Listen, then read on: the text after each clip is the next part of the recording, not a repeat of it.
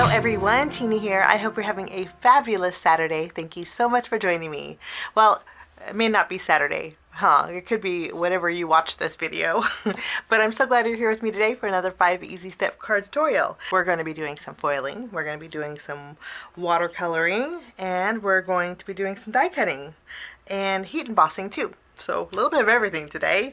I'm using the Hero Arts Apple Branch stamp set. This is actually a stamp and cut set, so there's a coordinating die. But look how big this image is. This is the size of this. So big. And so I think that's going to make a great focal point. And I love that there's greetings in here too. So we'll be using this for our card today. And then I'm also bringing in the Hero Arts Celebration Hot Boil Plate. These two are actually brand new over at Hero Arts. This is part of their latest release. And this die here has been around for a little while. It's called Chain Linked. Whenever I think of apples, I think of apple trees in backyards. And then I automatically go to lattice or wood grain. But when I was going through my dies, I thought, you know, chain link would be kind of nice, because some people have chain links and their chain link fences in their backyard. So we're going to be using this too on our card. So let's jump in and get started with step number 1, and we are going to create our focal point. For my focal point, we are going to do some heat embossing, and I'm going to be using gold embossing powder, and I'm also going to bring in my Canson XL watercolor cardstock. This is what my paper pad looks like. It's well loved. In fact, I probably could use another one. The sheets in here are very big, and if you've never used the Canson XL watercolor, I think they've changed the packaging too. There's a more relevant packaging. That's how long I've had this. But it's a really nice weight. It is on the ivory side. Let me show you against my card base. So it's definitely on the ivory. If you want a more white cardstock, Tim Holtz has a great watercolor cardstock. But we're going to be using this on our card today. And for the most part in our stamp set, I'm going to be stamping most all of the images. So I'm going to take a big piece here. I treated my paper with my anti-static powder tool, and we're going to stamp all of the images with the exception of the small flower that's in our stamp set. I'm going to use my Versamark ink and go over all of our images. I'm stamping my greetings too, which is step number 3, and I'm stamping both of them because I'm not sure which greeting we're going to use yet. And we're going to be heat embossing with some gold embossing powder, so we might as well emboss everything all at once. Lovely. We're going to go ahead and take this, and we're going to add some gold embossing powder.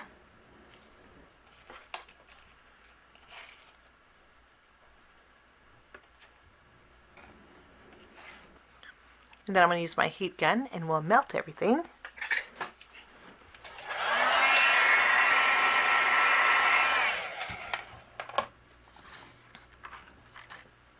And while I have my heat gun nice and warm and my embossing powder out, I'm going to stamp a few more flowers.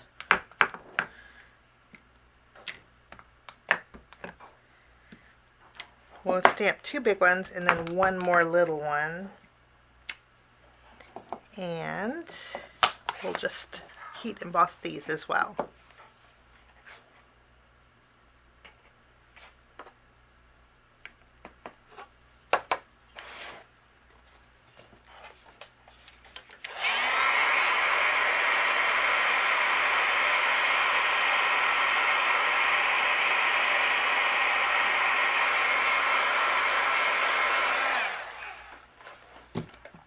Okay, so we have some flowers, and I'm going to color in my apples today and my blooms with some ink cubes. These are Simon Says Stamps Positively Saturated ink cubes. They work great for watercoloring. And for my apples, I thought we would do like a trio of colors on them. We're using two reds, 1 orange, 1 yellow, and then for my leaves I have 2 different shades of green.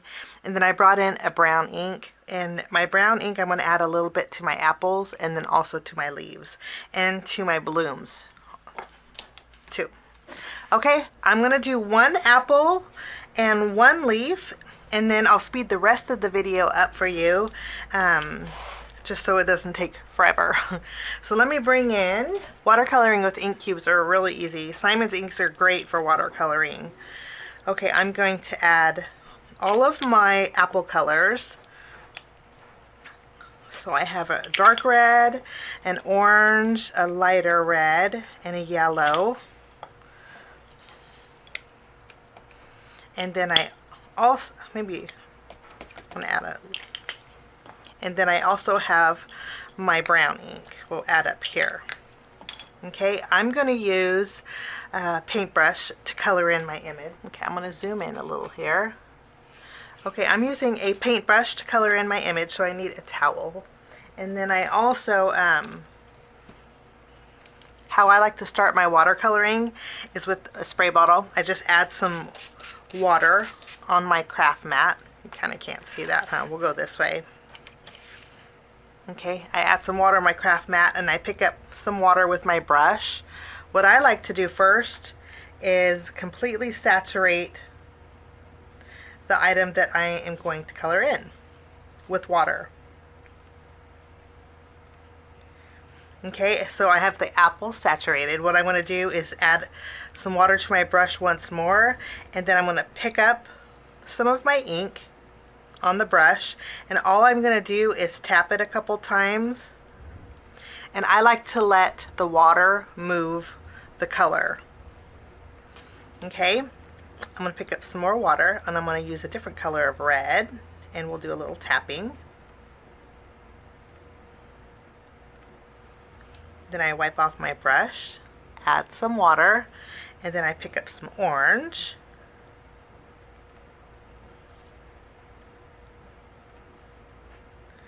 You might need to help it along when it gets to the edge. And then I'll do the same thing, clean off my brush, and then I will pick up some water, and this time we're going to add yellow.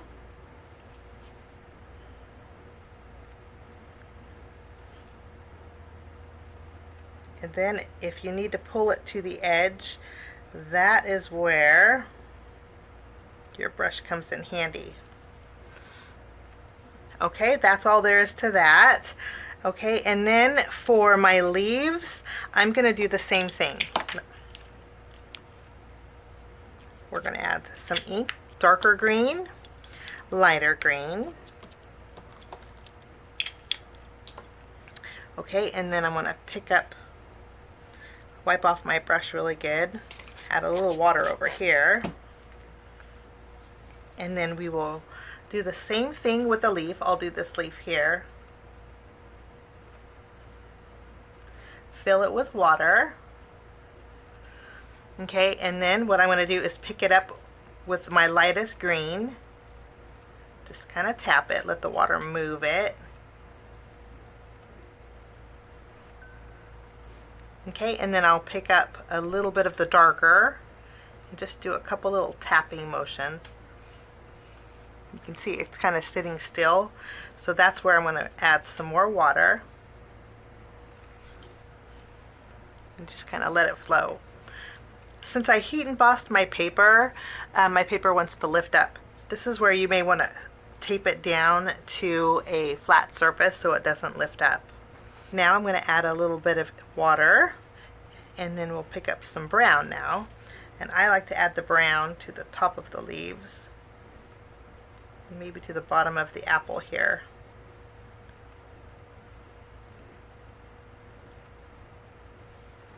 There we go.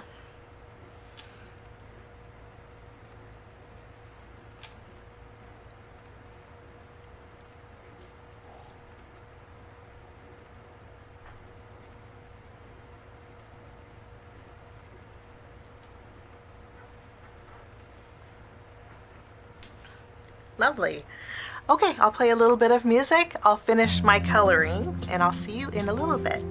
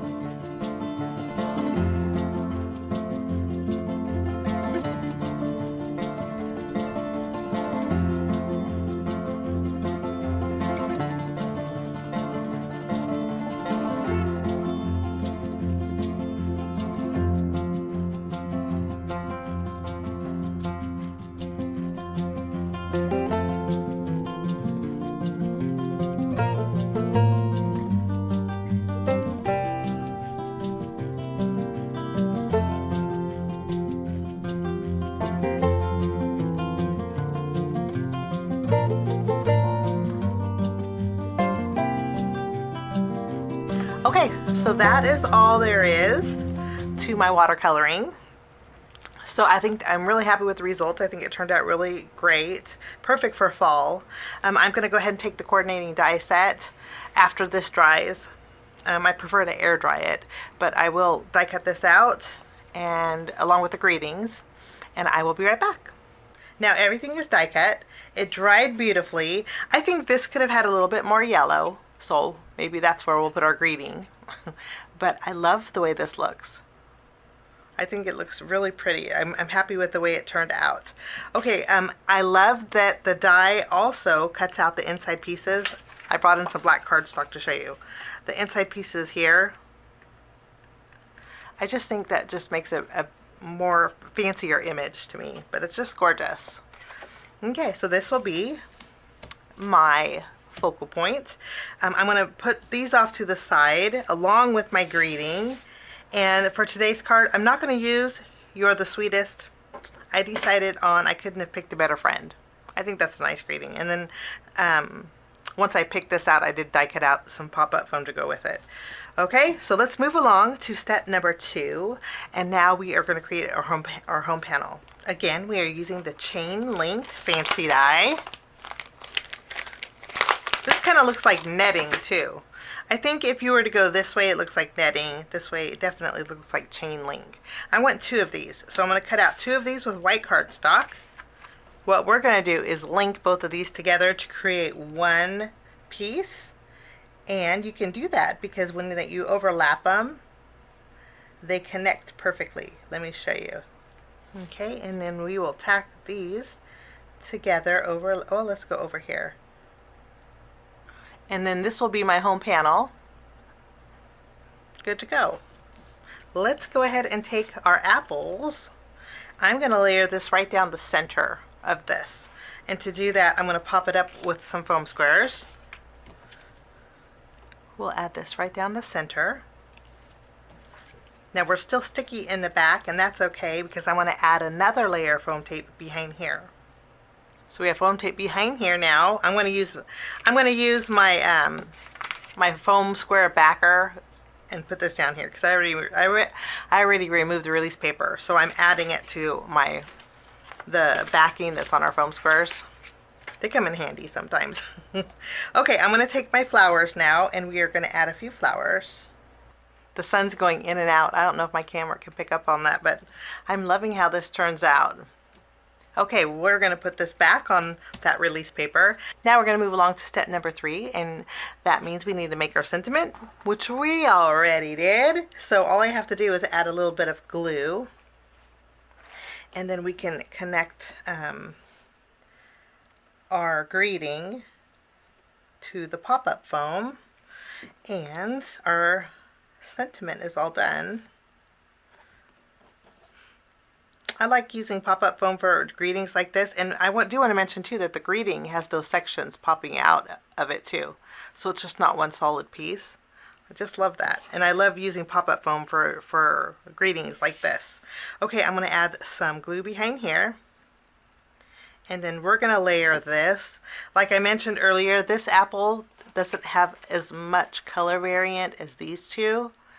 I think I could have added a little bit more yellow to this. So it's not really going to hurt my feelings if I cover that up. So we're going to add our greeting right over here. Just going to place it right here. I need an acrylic block to help hold that down.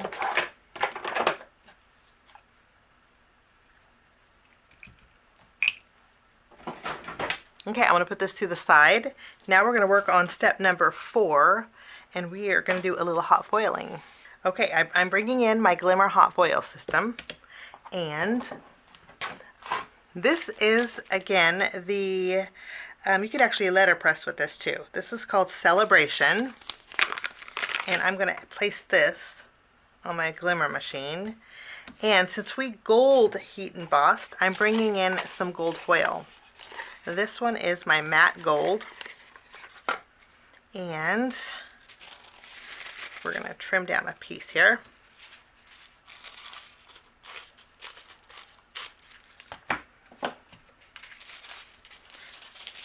The plates go face up, foil goes face down.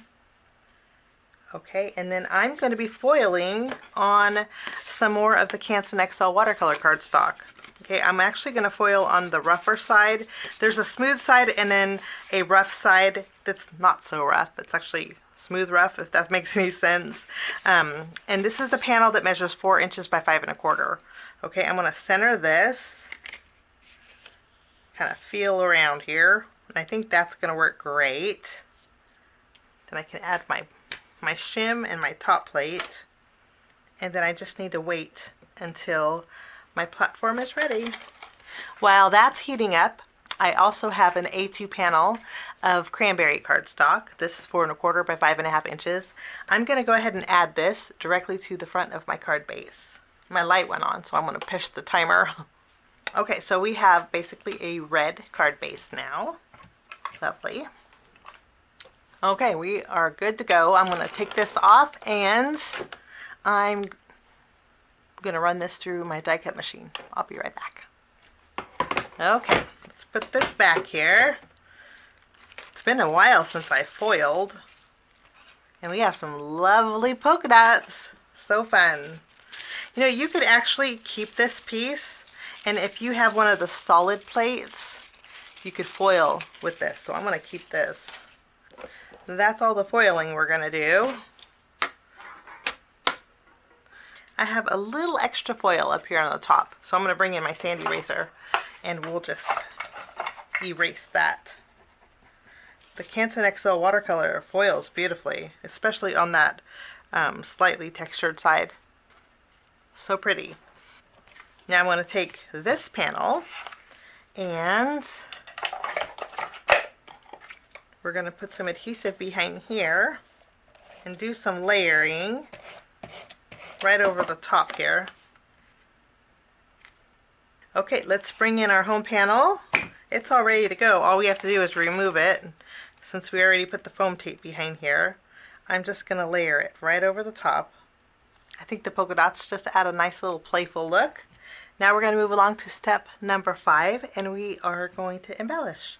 For today, I'm bringing in my Spellbinders Color Essential Gems, and we're going to add, these are green, and I thought we would add some green gems to the center of the apple blossoms here.